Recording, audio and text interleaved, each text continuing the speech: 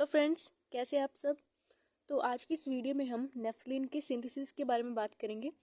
तो जो पहला हमारी सिंथेसिस है वो है हर्वर्ड सिंथेसिस। इसमें क्या होता है, इसमें 5 स्टेप होते हैं, ठीक है।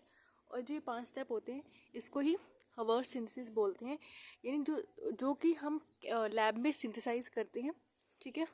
वो उसमें से केमिकल रिएक्शन है हर्वर्ड सिंथेसिस। इसमें 5 स्टेप्स हैं, ठीक है। पहली है फ्रीडल क्राफ्ट एसाइलेशन, उसके बाद है क्लीमेंसन रिडक्शन। यहाँ पे रिडक्शन है, ठीक है, यहाँ पे रिएक्शन नहीं है, यहाँ पे रिडक्शन है, ठीक है। यहाँ पे भी रिडक्शन कर लेना। उसके बाद है रिंग क्लोजर रिएक्शन। उसके बाद है सेम, इसको फर्स्ट स्टेप और सेकंड स्टेप इसलिए बोले क्योंकि ये 2 बार इस रिएक्शन में आती है। उसके बाद है एरोमेटाइजेशन रिएक्शन, ठीक है। तो पहले हम बात करते हैं पहले स्टेप की। तो जो पहला स्टेप है उसको बोलते हैं फ्रीडल क्राफ्ट एसाइलेशन। तो इसमें जो ये और इस रिएक्शन का सबसे पहला स्टेप है, ठीक है। तो जो ये रिएक्शन है ये शुरू होती है बेंजीन से। तो जो बेंजीन है, देखो बेंजीन के अंदर अगर आप सक्साइनिक एनहाइड्रस मिलाओगे तो इससे क्या होगा कि देखो यहाँ पे जो इसका मैकेनिज्म है, इसमें इस बेंजीन के पास अपने एक हाइड्रोजन, ठीक है, ये हाइड्रोजन यहाँ से रिमूव करेगा। और जो हाइड्रोजन है, जैसे और भी हाइड्रोजन होती हैं, तो इससे क्या होगा, यहाँ से ये वाटर रिमूव हो जाएगा, ठीक है। यहाँ से ये ऐसे वाटर रिमूव कर लेगा। और जब ये वाटर रिमूव करेगा तो यहाँ पे जो ये वाला बॉन्ड है ये यहाँ पे जाके लग जाएगा, ठीक है, इस तरह से, ठीक है।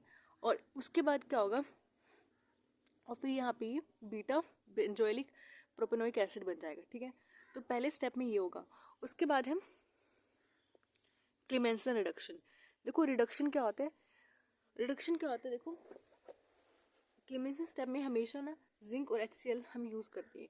तो जैसे अब जो ये केमिकल है बीटा बेंजाइलिक प्रोपेनोइक एसिड, ये हमने फर्स्ट स्टेप में बनाया था, ठीक है। जैसे ये वाला ये हमने इस ऊपर जो बनाया था हम उसी को लेंगे। और उसके बाद हमें क्लीमेंसन रिडक्शन इसमें करवा देनी है।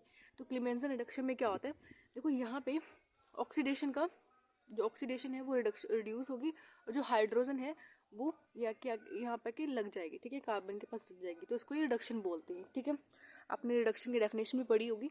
यानी यहाँ पे जब ऑक्सीडेशन क्या हो रहा है, जा रहा है, और यहाँ से ऑक्सीडेशन चला जाएगा और हाइड्रोजन आ जाएगा, तो रिडक्शन, इसको रिडक्शन बोलते हैं। उसके बाद हम 4-फिनाइलिक ब्यूटेनोइक एसिड हमारे यहाँ पे फॉर्म हो जाएगा। तो जो उसका थर्ड स्टेप में रिंग क्लोजर रिएक्शन। तो इसमें क्या होता है, देखो अब इसमें जो रिंग क्लोजर की बात की गई है, यानी रिंग पूरी तरह से क्लोज हो जाएगी। देखो यहाँ पे जो रिंग पूरी तरह क्लोज हो गई है ना, तो इसको बोलते हैं रिंग क्लोजर रिएक्शन। तो जो हमने 4-फिनाइलिक ब्यूटानिक एसिड बनाया था तो हम उसी को यहाँ पे लेंगे, ठीक है। और उसके अंदर अगर हम कंसनट्रेटेड सल्फ्यूरिक एसिड डाल देते हैं तो यहाँ से क्या होगा, देखो यहाँ से जो उसका हाइड्रोजन है और यहाँ पे OH लगा हुआ था, ठीक है, ये रिमूव होके यहाँ से इस रिंग से अटैच हो जाएंगे, यानी एक बॉन्ड बना लेंगे। तो ये यहाँ पे पूरी तरह रिंग बन जाएगी, रिंग पूरी फॉर्म हो जाएगी। तो यहाँ पे ये अल्फा टेट्रालिंग बना लेगा। उसके बाद फोर्थ स्टेप में ये क्लीमेंसन रिएक्शन में क्या होगा, वो सेम रिडक्शन होगी इसके अंदर भी। जो हमारे पास ये ऑक्सीजन है यहाँ पे लगा हुआ, ठीक है, यहाँ से इसकी रिडक्शन करानी है, ठीक है। अभी जब ये रिडक्शन कैसे होगी, अब जब इसमें दोबारा फिर HCl और जिंक हम डालेंगे और यहाँ से क्या होगा, रिडक्शन हो जाएगा, ठीक है। यानी रिडक्शन का मतलब क्या था कि जो ऑक्सीजन का रिमूव हो जाएगा और हाइड्रोजन यहाँ पे आके लग जाएगा, ठीक है। उसके बाद जो आखिरी स्टेप है इस रिएक्शन का, तो इसमें क्या होगा, एरोमेटाइजेशन। इसमें क्या होगा, देखो जो हमने यहाँ पे टेट्रालीन बनाया था उसी टेट्रालीन में हम हाइड्रोजन को रिमूव करा देंगे, ठीक है। जब भी हाइड्रोजन यहाँ से रिमूव होंगे तो देखो यहाँ पे बॉन्ड बन जाएंगे, ठीक है।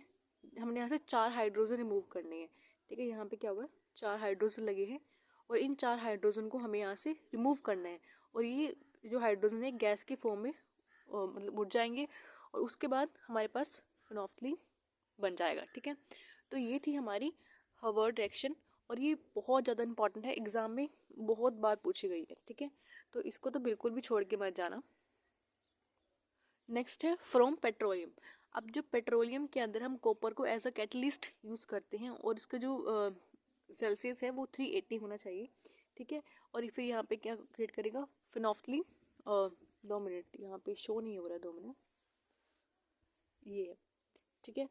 तो यहाँ पे ये फिनोफ्थलीन क्या होगा, हमारे पास फॉर्म हो जाएगा। और उसके बाद यहाँ पे जो एक और प्रोडक्ट फॉर्म होता है जिसको मिथाइल फिनोफ्थलीन बोलते हैं, तो हम इसकी भी रिएक्शन करा के यहाँ पे नेफ्थलीन ले सकते हैं, ठीक है, इसको यहाँ से रिड्यूस करा सकते हैं।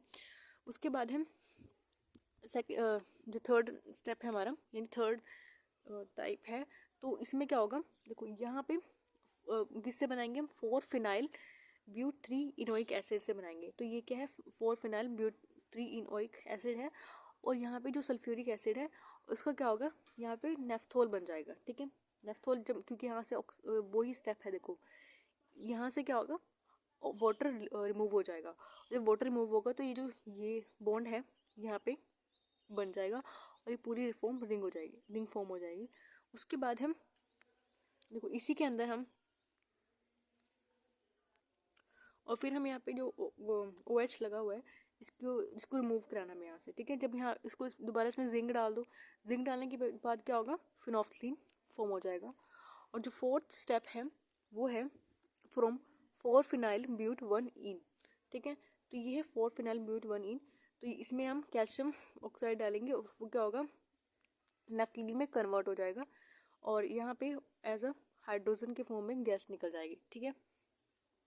इसके बाद हम डिस्कस करेंगे केमिकल रिएक्शन नेफ्थलीन की, ठीक है। देखो जब केमिकल रिएक्शन में क्या होता है, हम नेफ्थलीन से क्या क्या चीज़ बना सकते हैं। देखो ये बहुत ही सिंपल है। आप इसमें अगर हेलोजन डालोगे, यानी हेलोजनेशन करोगे, इसमें अगर आप कोई भी ब्रोमो क्लोरो डालोगे तो यहाँ पे क्या होगा, ब्रोमो नेफ्थलीन बनेगा, ठीक है। सिंपल है, आपको बस ये याद रखनी है, ठीक है।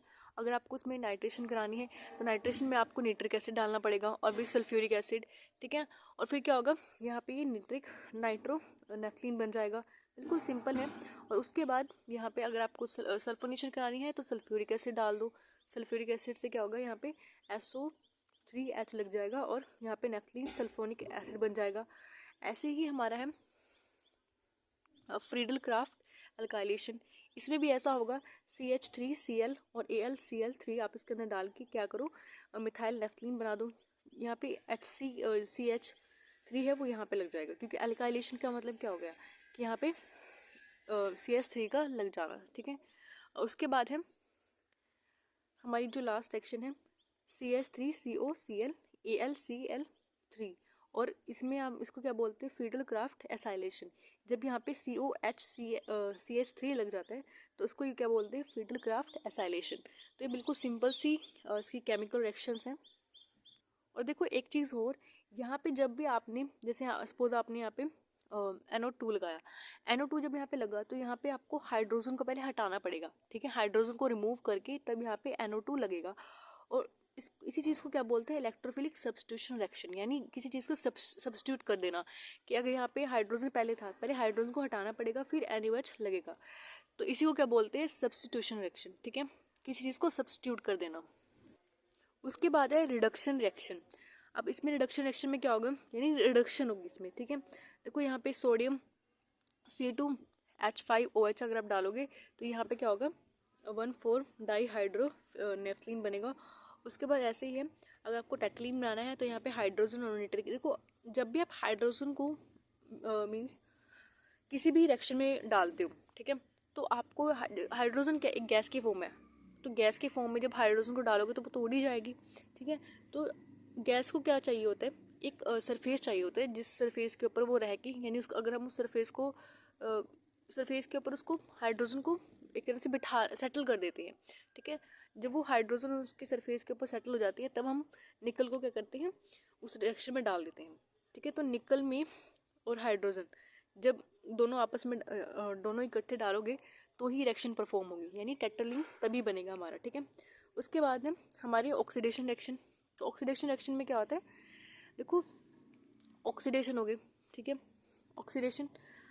अब ऑक्सीडेशन में सबसे जो ऑक्सीडाइजिंग कंपाउंड है, ठीक है, वो कौन सा है, वो है KMnO4, ठीक है। सबसे इजी है ये, इसको याद रखना, KMnO4 ऑक्सीडाइजिंग एजेंट है।